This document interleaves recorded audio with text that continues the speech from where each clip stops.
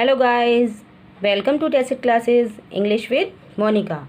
आज हम पढ़ेंगे फ्यूचर कंटिन्यूअस टेंस। इसके पहले हमने सीखा था फ्यूचर इंडेफिनिट टेंस। वो वीडियो आपने नहीं देखा है तो डिस्क्रिप्शन बॉक्स में आपको उसका लिंक मिल जाएगा, आप वो वीडियो देख लीजिए।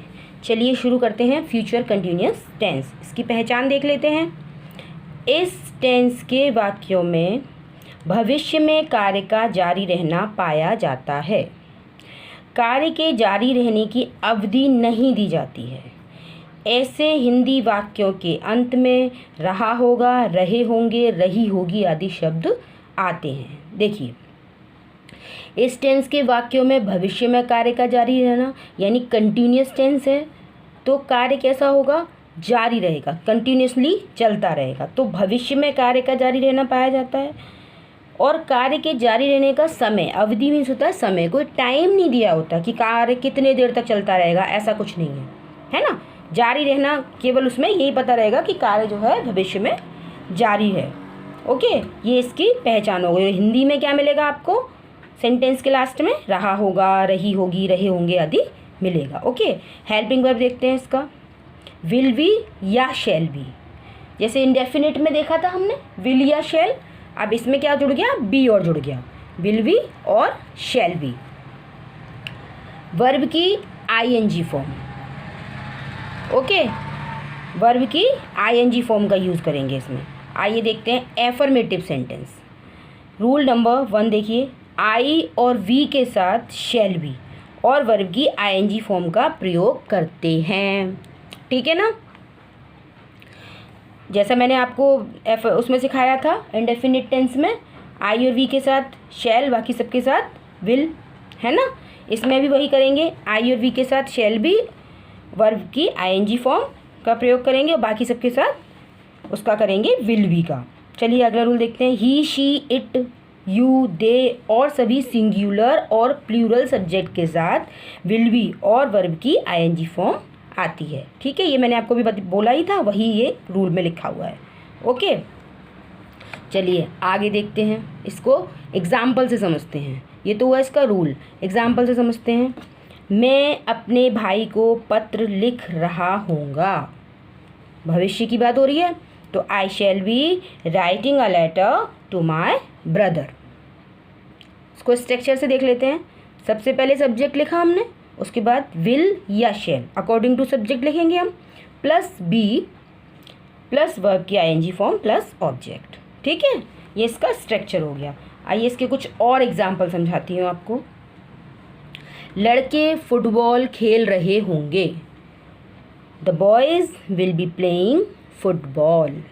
ओके, किसान अपने खेत जोत रहे होंगे, the farmers will be plugging there fields. अच्छे से समझ आ रहा होगा, इसमें कोई खास बात है नहीं बच्चों। सब्जेक्ट यूज़ कर रहे हैं हम, विल भी लगाया, आईएनजी फॉर्म लगाई, ऑब्जेक्ट लगा दिया, बन गया सेंटेंस, है ना। आपको मैंने अभी स्ट्रक्चर में भी समझाई थी यही बात। क्या किया था हमने स्ट्रक्चर में? सबसे पहले सब्जेक्ट लगाया था, विल या शैल, दोनों में से कोई एक जो भी सब्जेक्ट के अकॉर्डिंग आए, उसके बाद बी, उसके बाद वर्ब की आईएनजी फॉर्म, उसके बाद ऑब्जेक्ट। ओके, वही चीज़ हम यहाँ कर रहे हैं। चलिए आगे देखते हैं क्या है। हम तुम्हारे घर आ रहे होंगे, we shall be coming to your house. अब यहाँ पे वी के साथ हमने शैल बी लगा दिया, क्योंकि आई और वी के साथ शैल बी का यूज़ होता है। यहाँ पे हमने पढ़ा था ना, अभी वही किया है हमने यहाँ पे। ओके, अब नेगेटिव सेंटेंस देख लेते हैं। नेगेटिव सेंटेंस में विल बी या शैल बी के बीच में नॉट लगा देते हैं। कैसे? वो कैसे हो जाएगा फिर? विल नॉट बी या शैल नॉट बी। ये जो नॉट आएगा नहीं के लिए, वो विल और बी के बीच में आएगा। क्लियर? चलिए एग्जाम्पल देखते हैं इसके। हम बाजार में कपड़े नहीं खरीद रहे होंगे, we shall not be buying clothes in the market. Okay, Ram बाजार नहीं जा रहा होगा, Ram will not be going to market. आपको समझ आ रहा होगा, इसमें कोई खास बात है नहीं। देखिए हमने किया क्या है, सबसे पहले सब्जेक्ट लगाया, फिर विल या शैल, फिर नॉट, फिर बी, फिर वर्ब की फर्स्ट फॉर्म प्लस आईएनजी, उसके बाद ऑब्जेक्ट। सिंपल स्ट्रक्चर मैंने आगे आपको बताया हुआ है इसका। देखिए अगला सेंटेंस देख लेते हैं। मैं कक्षा में नहीं पढ़ रहा हूँगा, I shall not be reading in the class. Structure देख लीजिए, क्या स्ट्रक्चर हमने यूज़ किया है अभी तक इसमें। देखिए सबसे पहले हमने सब्जेक्ट लगाया, सब में देखिए यही किया है हमने। उसके बाद विल या शैल, जिसकी भी ज़रूरत है विल की या शैल की अकॉर्डिंग टू सब्जेक्ट यूज़ किया। उसके बाद नॉट, उसके बाद बी, उसके बाद वर्ब की आईएनजी फॉर्म, उसके बाद ऑब्जेक्ट। ठीक है, तो बस ये स्ट्रक्चर अगर आप याद रखेंगे ना, ये देखिए एफर्मेटिव का हो गया, ये नेगेटिव का हो गया, तो कोई दिक्कत होएगी नहीं, बहुत अच्छे से आप सेंटेंस बना पाएंगे। ठीक है, चलिए ये हुआ एफर्मेटिव और नेगेटिव सेंटेंस। अब अपन सीखेंगे यहाँ पर इंटेरोगेटिव। इंटेरोगेटिव सबको पता है 2 टाइप्स के होते हैं, है ना। एक वो होते हैं जो हिंदी में क्या शब्द से शुरू होते हैं, और दूसरे टाइप के वो होते हैं जो हिंदी में क्या, क्यों, कब, कहाँ, कैसे, जितने भी ये क्वेश्चन वर्ड्स हैं वो बीच में आते हैं। तो जो हिंदी में क्या शब्द से शुरू होते हैं उनको हम इंग्लिश में क्या कहते हैं, बिगिन विद हेल्पिंग वर्ब। और जिनमें क्या, क्यों, कब, कहाँ, कैसे ये क्वेश्चन वर्ड बीच में आते हैं उनको हम कहते हैं बिगिन विद WH वर्ड। ठीक है, तो दोनों ही टाइप के सेंटेंसेस के हम रूल देख लेते हैं। चलिए देखते हैं रूल नंबर 1। यदि वाक्य क्या शब्द से शुरू हुआ है तो सबसे पहले विल या शैल, फिर सब्जेक्ट, फिर बी, और इसके बाद वर्ब की आईएनजी फॉर्म प्लस ऑब्जेक्ट लगाते हैं। ठीक है, ये हमें याद रखना है। जो क्या शब्द से शुरू हो रहा है उसमें हम सबसे पहले विल या शैल, उसके बाद सब्जेक्ट, उसके बाद बी, उसके बाद वर्ब की आईएनजी फॉर्म प्लस ऑब्जेक्ट का यूज़ करेंगे। ठीक है, अगला देखते हैं। यदि वाक्य के बीच में क्या, क्यों, कब, कहाँ, कैसे आदि शब्द आए हैं तो सबसे पहले इन शब्दों की इंग्लिश लिखते हैं, फिर विल या शैल, फिर सब्जेक्ट, तब बी और वर्ब की आईएनजी फॉर्म प्लस ऑब्जेक्ट लगाते हैं। ये मैंने अभी आपको समझाया था ना, बस यही चीज़ आपको ध्यान में रखनी है कि हम इसमें क्या यूज़ करेंगे। ओके, आई थिंक समझ आ रहा होगा, नहीं तो मैं आगे आपको स्ट्रक्चर से भी समझाऊंगी इसको। चलिए अगला रूल देख लेते हैं। अगला रूल क्या कह रहा है? अगला रूल कह रहा है हाउ मच, हाउ मैनी, विच और हुज के साथ उनसे रिलेटेड नाउन भी साथ में ही लिखते हैं। आई थिंक बच्चों अब ये बात आपको अच्छे से समझ आ गई होगी। मैं हर टेंस में, अभी तक मैंने जितने भी टेंस बनाए हैं, मैं टेंस की पूरी सीरीज़ बना रही हूँ, तो इस जितने भी टेंस मैंने अभी तक आपको पढ़ाए हैं सब में मैंने आपको ये बात समझाई है ना। फिर से समझाती हूँ। हाउ मच, हाउ मैनी, विच और हुज, इनके साथ इनसे रिलेटेड नाउन साथ में ही लिखी जाती है ना। उसके बाद हम जो है हेल्पिंग वर्ब का यूज़ करेंगे। इनसे रिलेटेड नाउन जो है इनके साथ में लिखेंगे। ओके, जैसे कौन सी किताब, है ना, कितना दूध, कितना पानी, इस तरीके से। चलिए अगला रूल देखते हैं।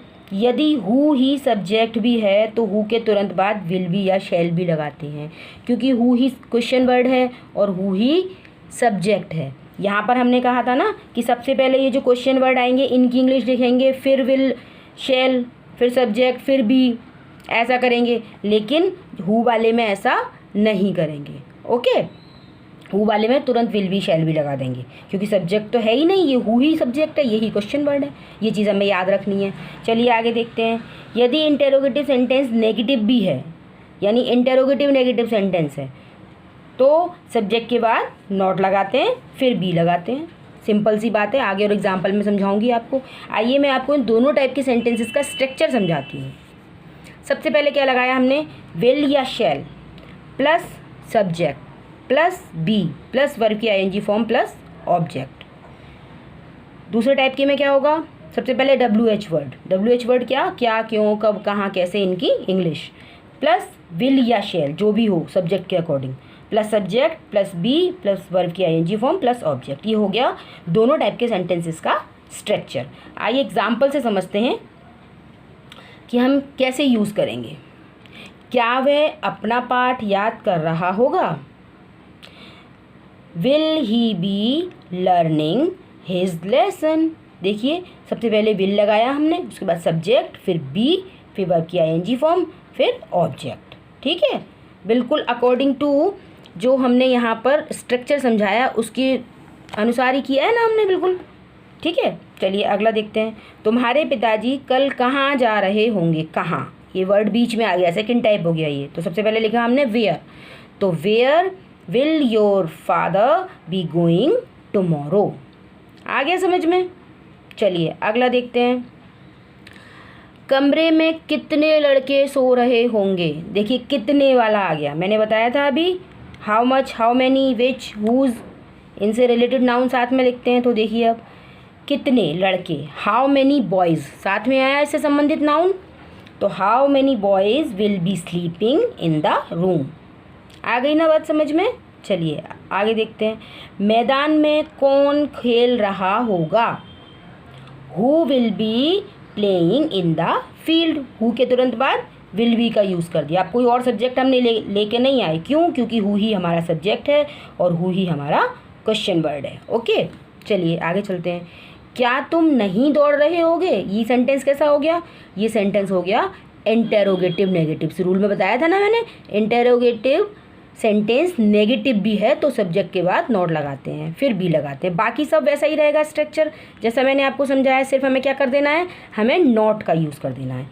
ठीक है, देखिए विल यू नॉट बी कहाँ पर लगाया हमने, सब्जेक्ट के बाद लगाया और बी से पहले लगाया। बस आपको यही ध्यान रखना है कि सेंटेंस में हम नॉट कहाँ लगाएंगे, सब्जेक्ट के बाद और बी से पहले, यानी दोनों के बीच में। तो will you not be running, क्या तुम नहीं दौड़ रहे होगे, will you not be running. ठीक है, तो ये हो गया आपका फ्यूचर कंटिन्यूअस टेंस। बहुत इजी टेंस था, आई होप आपको समझ आ गया होगा। यदि फिर भी कोई कन्फ्यूज़न है तो आप मुझे कमेंट करके पूछ सकते हैं। Thank you for watching.